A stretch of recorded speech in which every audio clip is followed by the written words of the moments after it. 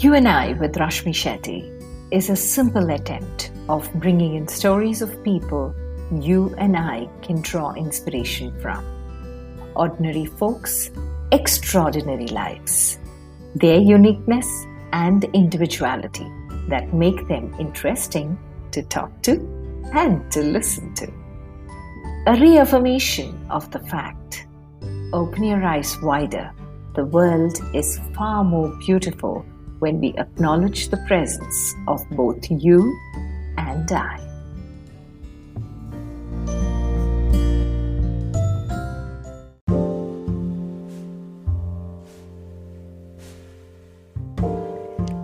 This Women's Day special is dedicated to an eco-warrior, Bengaluru's Vani Murthy, who's on a perpetual high and is very clear in her message that there's no planet B.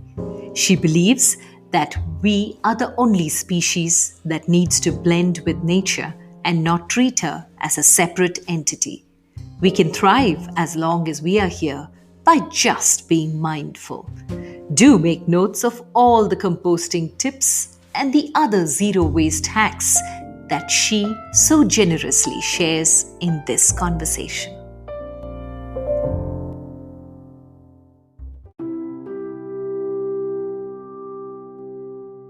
Hi Vani, this is a dream conversation. The amount of videos I have seen of yours on YouTube, and you are like an Insta star. You are an inspiration for everyone around, not only Malleshwaram, Bangalore, and when it comes anywhere in India. When sustainability is spoken about, when vermicompost is spoken about, when composting is spoken about, and just being part of nature is spoken about, the woman that comes to most people's mind is the beautiful Vani Murthy. Such a Thank pleasure. you, Rashmi. Thank you. That's so sweet of you to say such things. Thank you. Now, compost Rani, Varm Rani, all the other Rani titles apart, Vani, what is that one word that describes Vani best, according to Vani? She's high on life. I mean, at least at this age, I'll be 60 this year. And I couldn't be happier and more comfortable with who I am and the kind of energies that I create around myself. I mean, I'm blessed. That's it. What a beautiful state to be in, Vani. How does Vani's journey go back to come to this state? When you look back on what all you've been through and how you've reached this state, what is it that you like to recall, stay with, and forget? What I have seen from who I was and what I have become, I feel every human being has a huge chance to transform, get away from things that really don't give you that kind of satisfaction to live. Because growing up, I've been a very shy, I needed protection. So I've never been an outgoing person. I had my twin sister in the earlier years and my dad who would actually take care of me, not expose me to the outer world because that was very daunting and scary. And then I got married, came, the same thing, my husband continued. So I've been a homemaker who has not been out there on her own to experience anything, so that's the kind of person that I have been for most part of my life. And then things just dramatically changed once I felt the need to go out, learn more, find out who I am. I think this journey in trash has actually helped me discover who I am. That I am a strong person. I can be anything that I want. Trash happened because of few people that, when I was exploring outside home, I met Dr. Meenakshi and the Resident Welfare Association in Malleshwaram. I think all that opened small doors to see that there are paths that look exciting. I can explore, I still have support with these people. And then we just dived into it. And it hasn't stopped. I haven't turned back. So it's been an awesome journey. It has been a journey of constant learning. I still learn. I don't think I'll stop learning till the end of my life. So very enriching. I have found people around me that I would not have found in the normal times. Amazing people with so much of goodness, caring about and what environment is. So it's constantly trying to motivate each other, inspire each other. I think that's what you need in life. You need that constant energy source which makes you a better person every day. So beautifully said, Vani. In fact, when you said that your journey in trash is not considered something that can bring out the best in people. It's what we don't want we put in trash. And you found yourself in trash and your journey with trash. But then when you look back from that shy, introverted, overprotected girl, what has been to the woman, to the mother, to the wife that you were, what was there any one defining moment, or were there moments that transformed you? Was it slow? Was it sudden? How was that? I think I did a course in 2003. It's called the Landmark Education, where I actually, found that I was trapped in my own decisions about who I am. I think that's a basic thing that we human beings, we trap ourselves, sentencing ourselves that I can't do this. We limit ourselves and we say we can't go beyond. That's who I am. I can't change. So I think that it was kind of a huge transformation that happened within me. I think that's the trigger in my life. That was the trigger. That's where I started exploring outside home. I learned to drive the car for the first time. Even if in those days, if I would sit on the passenger seat, I would still be scared. My feet will be like going towards a brake or something. Somebody's coming in front of me, it'll hit me. So I know everything happened. The small changes happened. It was slow. I didn't want to suddenly prove that I am, so different. Very organically, it started to help me learn more than I thought I could learn, so I think that made a huge difference in my life. The course transformed you, made you ask those questions. You started realizing you are in a trap that you have made for yourself and what you think you are.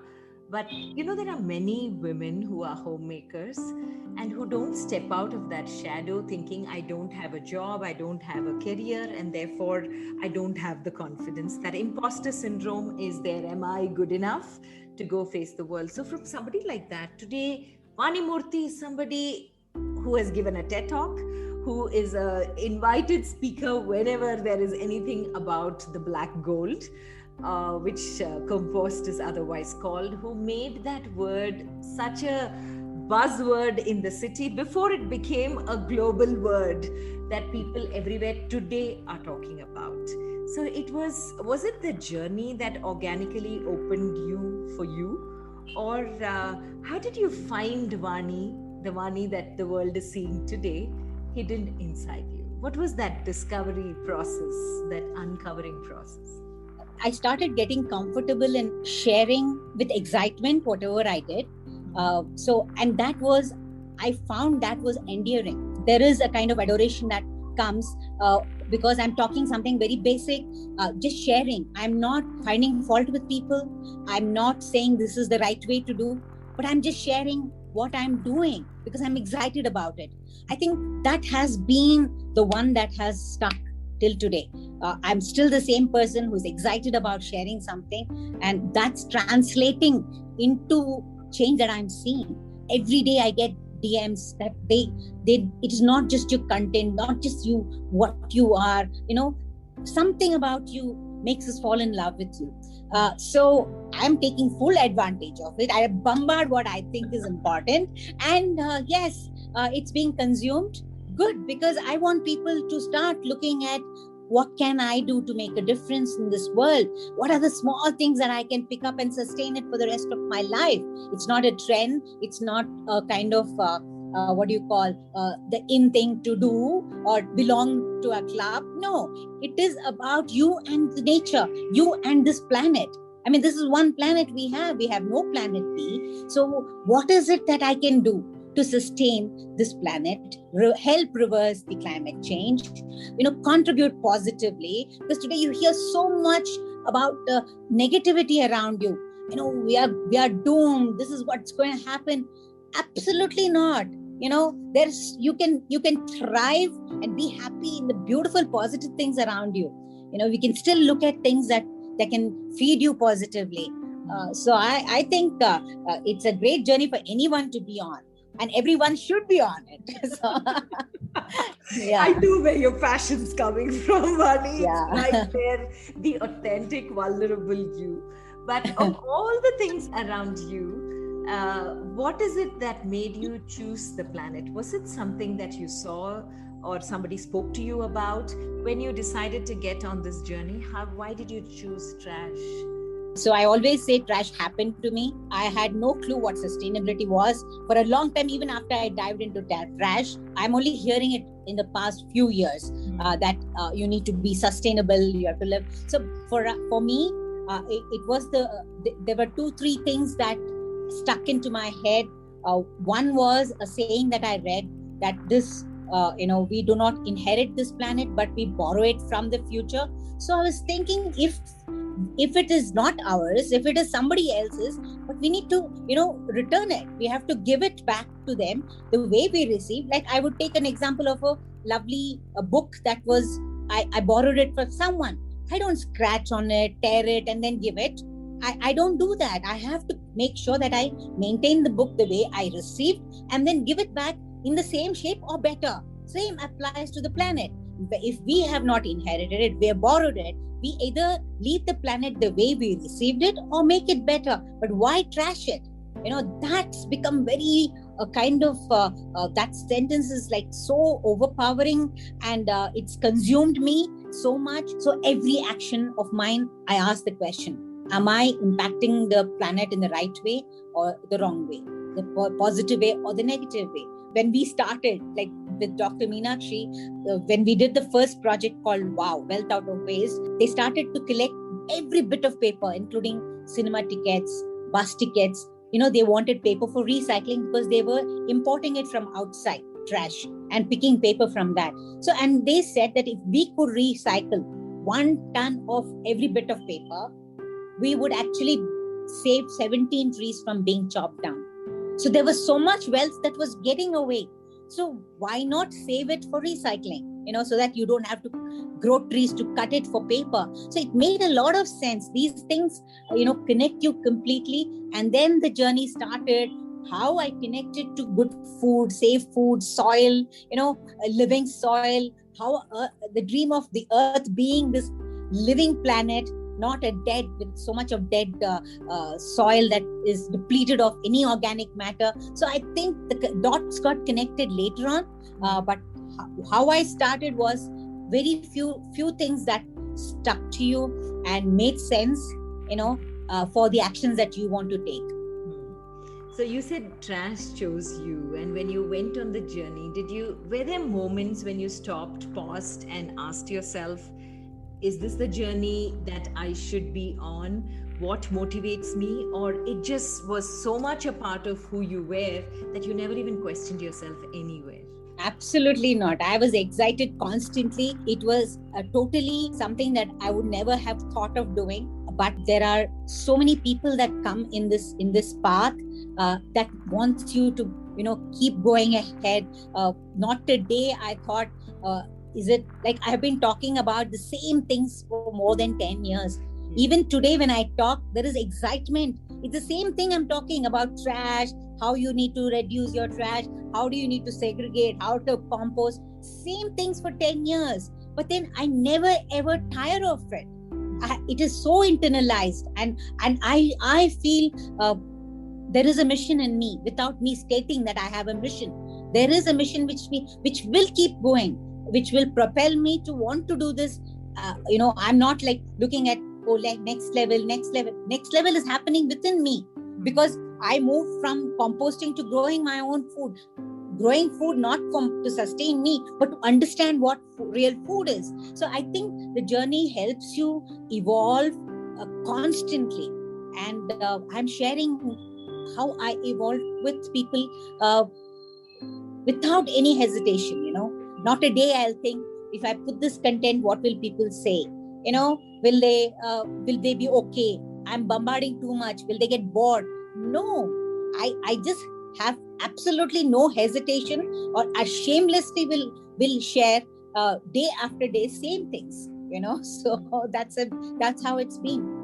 Okay. And I got a platform. When I get a platform, why would I let it go? I will use it to not my advantage, to the planet's advantage. Beautifully said. And where did this first begin, Vani? What was your first experiment that gave you the confidence that yes, this can be reused? You can actually see it come back to life. How did the journey begin, where you felt confident that yes, it does give back? Yeah, I think that there are multiple things that happen. One is we visited the landfill. That completely opened my eyes, and that's where I think I made a decision for life that my trash will not go there, and because it's going to pollute my environment. So that decision happened there. And secondly, we visited Vellore Srinivasan, who had a zero waste setup at Vellore. I think these two have been the biggest influences for me to experiment and try. So I failed terribly when I did composting for the first time, but I have already, I've made a clear choice that I will not send it out. So I don't have a choice but to learn. So I'm glad I put myself in that position where I had no other choice but to understand how to compost. I experimented with it, and it came out so beautifully later, So that's why I keep telling people that I failed, and that was the biggest learning for me, that I can learn. So failure teaches you. You don't have to give up when you fail. Failure actually opens doors to more learning. So there are lessons of life that I'm learning from this. Oh, wow. Your lessons of life that you've learned, because vermicompost, the other day I was reading that there was somebody who's now turned it into a crore business. Yes. Yeah. So what is this vermicompost, and is it very easy to do? What exactly does vermicompost comprise? Yeah. So basically, what is organic waste? Organic waste is something that breaking down, it actually gives nutrients out, and that should be available in soil to grow anything. And the breakdown happens because there is life in that soil. So that it is teamed with microorganisms, with kind of fungi, the earthworms. They all are the digesters of the earth. They digest any organic matter, because organic matter in the natural world is a cycle that's maintained naturally. Anything that falls off trees would be on the ground. They break down, and then they give back nutrients to the same tree again. So that cycle gets broken up if we stop putting organic matter back to where it belongs. That's where we're losing out. If we send our waste outside our home, we are losing out this precious material that should have actually gone back to building soil. So earthworms we all have studied that they are farmer's best friend. So why not mimic that, in my own little farm here? So I have a terrace. You could have a balcony. So if you are wanting to grow edibles like your greens or your vegetables, vermicompost is very, very important. And what worms do is they digest the food they eat, the organic matter. You can give them peels, whatever. And then what they discharge is the castings, which are high in nutrients. So we are looking for that shit, the castings that these earthworms give out. So they are such amazing creatures. They work 24/7. They eat 1.5 times their body weight. We can't, if there is a person who is 50 kgs, 60 kgs, he cannot eat, 50 kgs in a day, even his own body weight. So these creatures are so amazing, and they reproduce. They like constantly they are, working like the workers. So I was fascinated by them, and I started vermicomposting. It is very easy if you understand that you have to give them an environment, because they are not in their natural environment, but in an artificial environment. So how do you make sure that they don't get very overwhelmed? You can't put too much of your kitchen waste, which is high in nitrogen, which will create heat. So there are some science behind it, but you shouldn't be bothered about the science. It's actually the excitement of trying it out.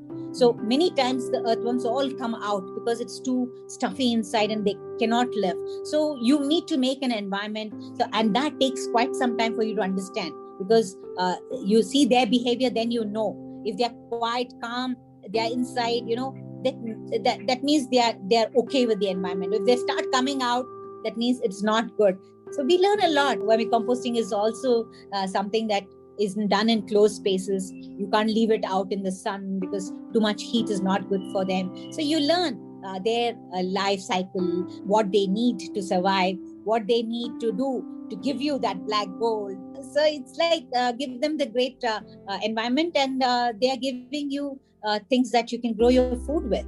So all the peels that we have, okay, for somebody who has never done composting, forget vermicomposting, just composting of the organic waste or the kitchen waste, the wet waste. Some places they say even curd can help in the composting. So is it because of the probiotic bacteria that is there in curd that helps in all the kitchen waste to turn into compost? So what exactly happens? So if I'm going to start for the very first time composting, what is it that I should essentially basically have with me to make sure that I'm not sending it to the landfill but using it? Yes, I will give you a very quick briefly what is necessary for a layman to understand that he or she can start composting. And first of all, when you start looking at composting, it's a choice. It has to depend on the choice you make for a particular reason. Why are you choosing to compost? That's very important. I am choosing to compost not because somebody told me, but I am choosing to compost because I want to create that amazing soil so that I can grow my food. Or maybe I'm choosing to compost because I don't want to send this resources out which would pollute my environment. So you have to make a strong choice about composting. Secondly, there is a science behind it. You don't have to be bothered about the science at all. If you ask me, in all these years of composting, if you ask me what are the microbes, the names of, I don't want to be an academic person talking about the microbes or the names of which stage which microbe is acting. I just don't need to be bothered about it. I just need to understand there is a process and it is an experiential learning. It is okay to fail. It's okay to get it wrong. It's okay for it to start stinking. Then only you will realize why was it stinking, that you need to make the changes. So composting is a breakdown of organic matter. You are looking at just 5 things that you need to understand.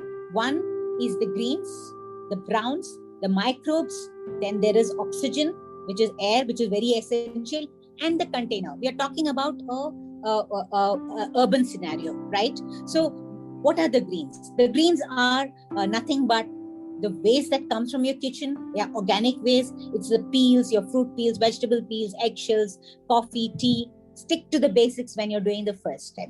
Don't throw your sambars and rasams and your gravies into your compost, because compost is all about balance. It shouldn't be too wet, it shouldn't be too dry. And the first part, greens have so much moisture. If you're not careful, then it will start to stink. And this is high in nitrogen. The second is the browns. The browns are high in carbon, and they are the ones which are dry, and they will keep the balance of the greens and the browns. Browns are the best choice for browns are dry leaves.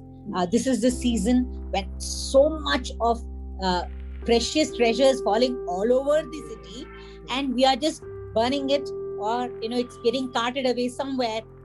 We don't know where. So that if you could just collect those browns, which are dropping on the roadsides, into people's compounds. People they want manicured gardens, and they just burn these leaves away. So take these brown dry leaves, you crush them because they're so crisp, you can just crush them and they become the browns. We need good balance between the greens and the browns. The third is the microorganisms. So what are microorganisms? Well, they are the ones that are breaking down. In the right conditions, they are the ones which are breaking down. They are everywhere. They are in the soil, in the air, they are in us. So what are these microorganisms? One of the best things that you can introduce into your composting pile as microorganisms is a fresh cow dung. Even 2 teaspoons of fresh cow dung would kickstart. It's like you're throwing a culture into it, which will multiply, and then you have a huge load which is breaking down the organic matter. If you can't get cow dung, even a simple buttermilk. You leave curds out for a few days, it becomes very sour. You make a little buttermilk and keep it in a bottle. You just add that, in the first few days that you start composting, to introduce the microorganisms, and then it's done. You have already inoculated the pile in the right way. And the fourth one is oxygen. This is aerobic composting. So all the microorganisms which are breaking down your organic matter need oxygen. If they are devoid of oxygen, they will become anaerobic, and that's where the smell comes. So you should make sure that you turn the pile so that constantly, at least once in 4-5 days, you give it a turn. Take a rake or you take something, put a gloves and put your hand in and turn it around, and then you are introducing oxygen. You're breaking the pile. It has to be breathing. And the last one is container. The choice of container is yours. If you take terracotta, it's a natural material. If you take plastic, you need to put a little hole. Just make sure you don't leave it out in the rain, because you don't want excess water to get in. And just take the browns, take the greens, put a little microorganism, mix them up, put it in your chosen container, close it. And then again, second day, do the same thing. Keep doing it. Once in 4-5 days, turn the pile. And then once it's full, move to another container. And then this one, it takes around 40-45 days for it to turn to this lovely smelling, moist, amazing living soil. Yeah, and then feed that to your soil and then grow something. So I think it's so exciting to be in connect with that nature. You're creating nature in your home. I don't have to go to any resort. My terrace itself is my nature. I get birds here. I have creepy crawlies. I have maggots running all around, and the birds are coming and picking them up. So it's like, you create this nature within your homes, within the spaces that you get in your homes. And on your part, that relationship, it's so important that you connect to this nature and have this amazing relationship with her. It's so powerful, Vani, when you share this story. It's so powerful to see how committed you are to the cause. A cause that today people are talking about. There are world conferences, global conferences around climate change and sustainability.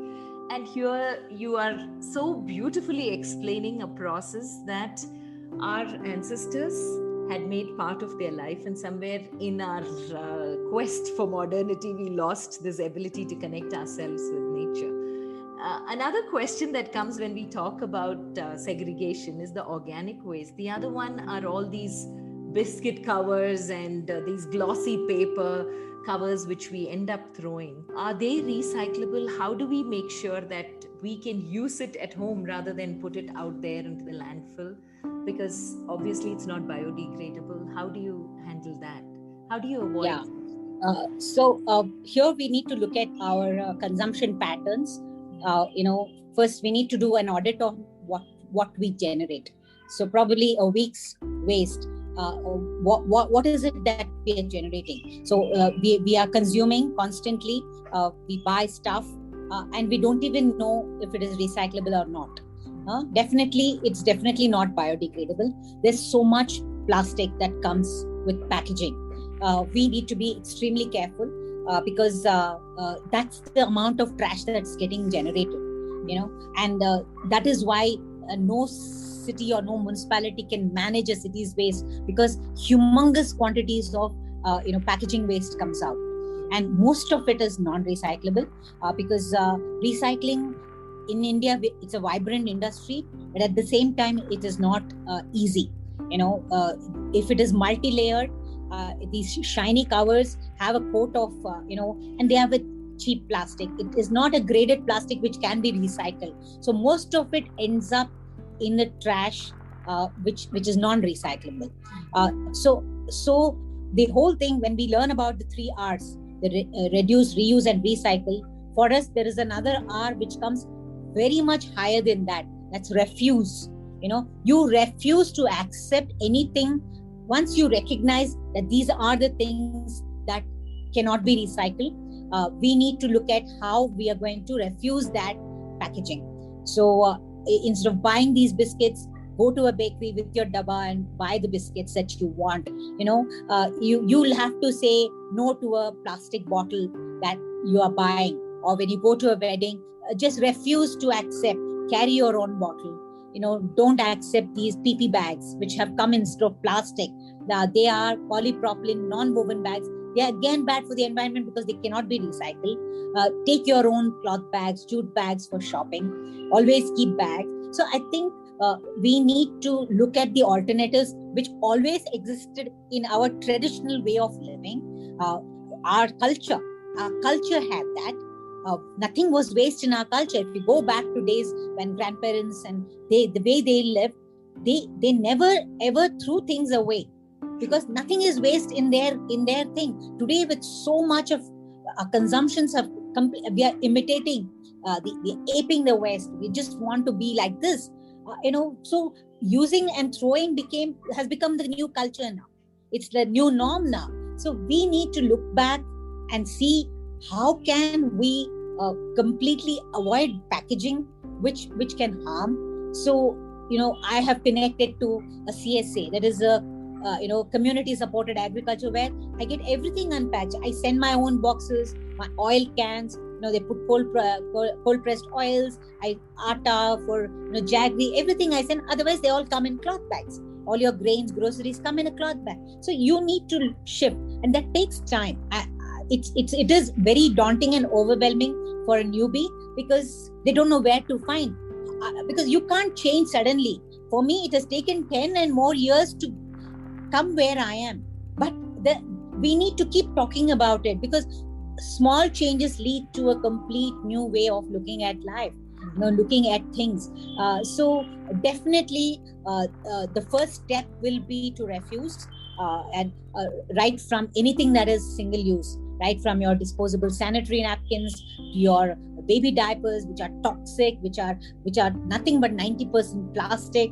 If you can move to cloth pads or a menstrual cup, which is silicone, you're not just saving money, you're also saving the planet from being trashed. Where does this go? It's all contaminated waste. It's harming somewhere. If not the planet, it is harming the life on the planet. It could be in the oceans, harming the marine life there. So you don't know the impact of your consumption.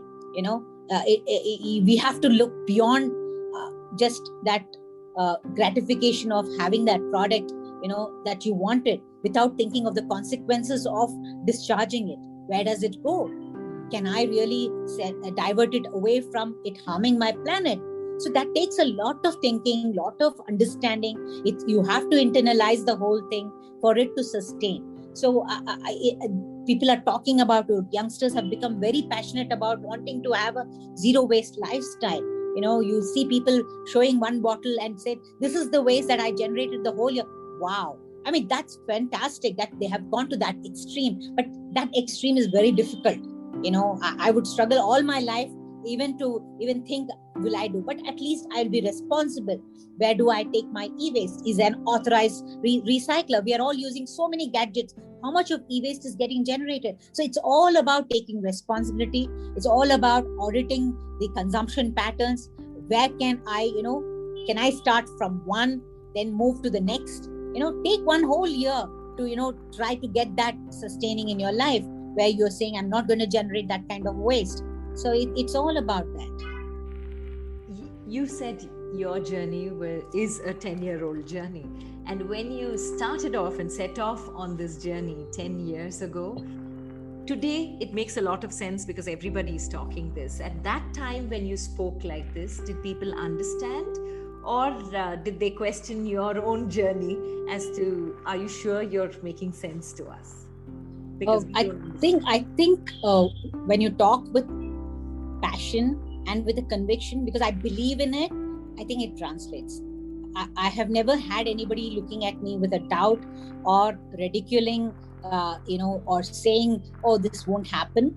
There will be some people who will say, oh, this is too much. Like, they will ask such questions, but I believe that one person can make a big difference. At that time, if I hadn't believed that I could make a difference, today I am an example that I am making a difference. There are people following me who are posting pictures saying, after I started composting, ma'am, this is what I'm doing. It is a testimony of, yes, one person can make a huge difference. First of all, I made a big difference to myself, the person that I am, and then it just moves to your society, to the world, everywhere it moves out. So I think if there is this belief in what you're doing, and you have 100% conviction that it works for me, why will it not work for others? I think it just translates. And I wouldn't waste my time with anybody who will try to argue with me, or say no. There are some people who will say, oh, if you're a vegan, it is a better way to live, even if you don't do all this. I mean, you're not trying to become better than the other. You just want to do what is right in your mind. You be a vegan. People are struggling to become vegans, but you cannot say I am better than you. Just because I do this, I'm not saying the other person is not. But all of us have a chance to do something better. Let's do it. That's how it is. And who are the first foot soldiers you can rely on? Because adults definitely do not buy things easily. They've got a set mindset, which is difficult to shift. Who are the best foot soldiers to take along on this journey? I think the youth, because I started my journey with young girls. When I 2009, when I brought the WOW program to my apartment, there were these 4 girls who connected with me, and they were so excited about going and giving these bags to every house. We soon made a movement out of it. We would actually, outside our building, we would roll out all our recycling bins, the compost pot, and the vegetable peels, and the done compost. They would pack these compost in small bags and say it's 10 rupees, per bag. And they would make placards, posters. It was so vibrant. It was so exciting. They'll be waiting next weekend. We have to do this road show, on the road. They'll hold placards and go and say, come and learn about recycling. I said, don't stand in the middle of the road. Somebody will run you over. No, I want him to stop. I want him to come and, because they want to tell people that is simple. This is so easy. It's, they get it. Kids just get it. In fact, if there are people who have mixed up in our apartment, mixed the waste, they would actually look into it and see the address, who has put this mixed waste, and then go and, catch them. So I used to call them the kids cops, and so they got also on NDTV in the Greenathon, they got featured as Eco Cops from Bangalore. They were so thrilled because national, they were on national TV. I think that passed on. I think their enthusiasm passed on. I am that little kid when I saw that, and I spent a lot of time, almost a year, taking them, bunching them in my car. The boot will be full of stuff. We used to take everything, including the worm bin. The people will call us. We'll go park ourselves in their apartment or on a roadside, and talk to people. So it was, I think the youngsters, if you see my Insta, 70 or 80% of people who follow me are between 25 and 35. I mean, I'm so thrilled, because if these youngsters are looking at, getting triggers, following a 60-year-old woman to get something out of it, I see great hope for this planet, because that's the transformation we need at that level. Schools, colleges, if they can, Delhi colleges are all coming and asking me for workshops, for the college students. And I'm very, very happy to be a celebrity, in Delhi, get all the school children to, college children to be a part of this movement. So, Vani, the last year, 2020, took a lot of us inward, and a lot of people started questioning their own importance, their presence, adding value. Very basic questions started being sought after for answers. Life changed. Did you notice any change in the way people now spoke to you, wanted to learn from you, understand what nature is all about? And another challenge that came with that was the disposal of the mass as well, which now became a bigger challenge, because there were a lot of aquatic life also which was affected by the mass being thrown away, birds being affected by it. So has your own way of looking at the world shifted slightly, and such challenges made you wonder that do people need a huge, sudden, unexpected challenge to shift? And was it something that made you ponder? Well, I think 2020 has been very different for different people. Uh, there are experiences people have had kind of really, in every way, it has been bad for them. They will not want to remember 2020. A lot of people started appreciating, that they were able to spend quality time with family, and they were grateful that they had this time, and they took on different hobbies. They were looking at what they can learn in this time, that they have the extra time, it was so precious. Time is always precious, people, when couples are going out for work, children are busy, and also the challenges of having children at home all the time. All this, they didn't have an outlet. And yes, I think there is a majority of people who were looking at wanting to do something positive in their time. And that is where, to me, COVID has been positive. It has been COVID positive, because I have never done this many workshops and Insta lives ever in my life, because we turned into the digital platform. There was more activity happening there. So it was Zoom. I've never done a Zoom call before. It was Zoom calls, it was WebEx, it was like Google Meet, and it was like I've never done all so much.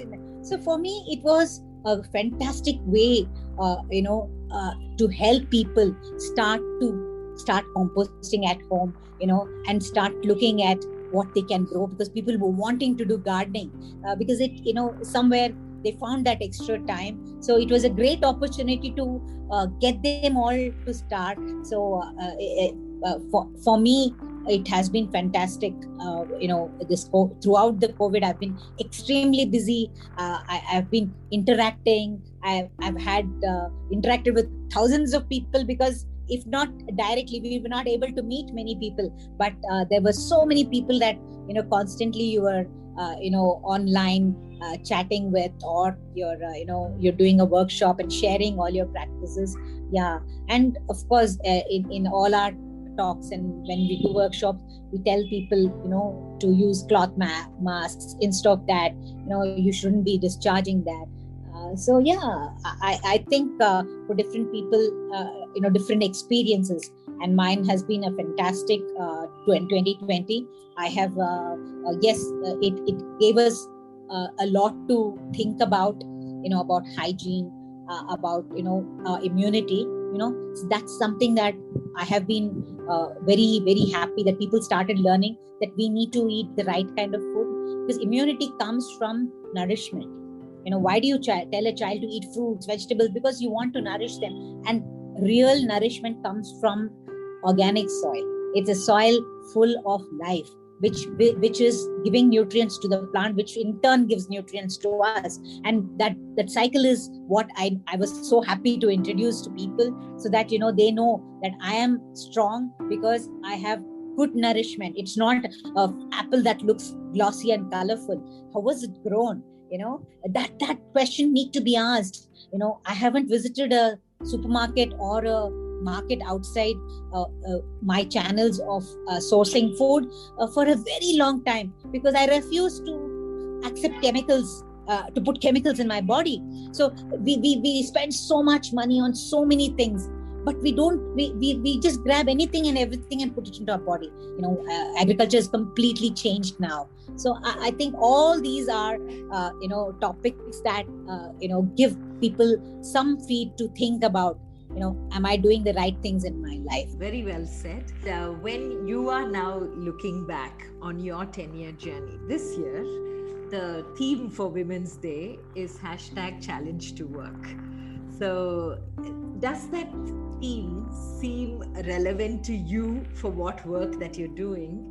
And if you want to translate that theme into what you're doing, what is that one challenge that you would like to put forth to everyone around you? Well, I think everything is a challenge if you don't understand it, right?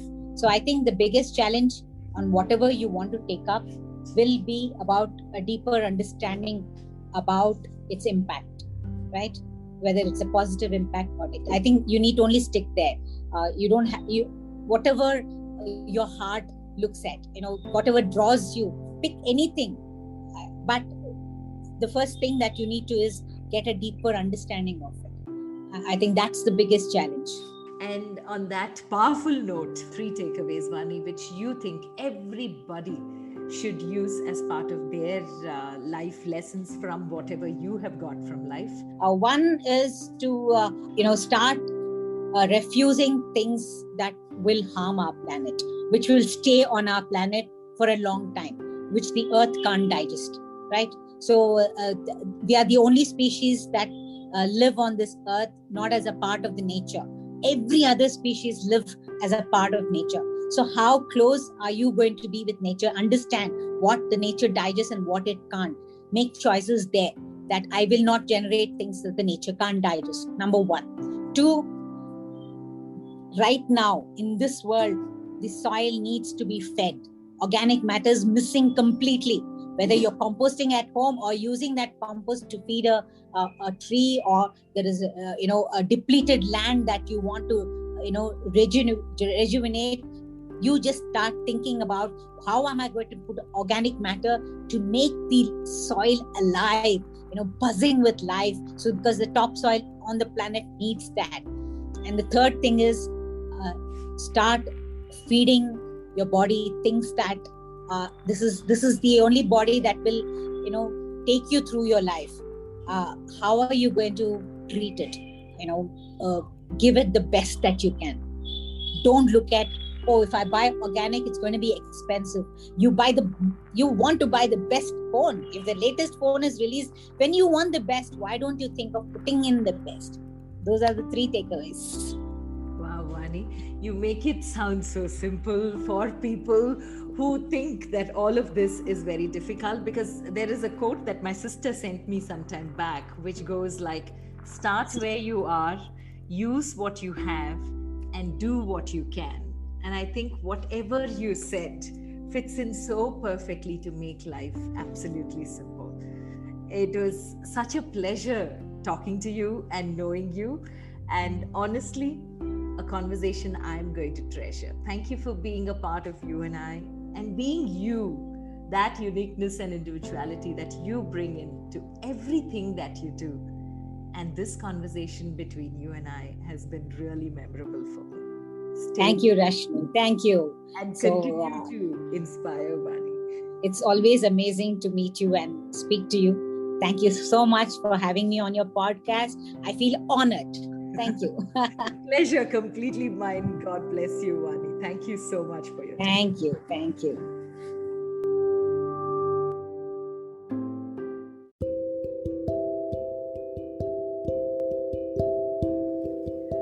Wishing you and all the women in your life a happy Women's Day.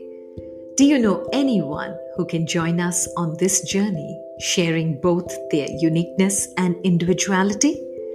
Join us in our weekly quest as we unravel what an amazing world we share, both you and I.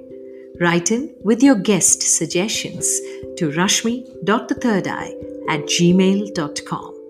That is rashmi.thhirdeye@gmail.com.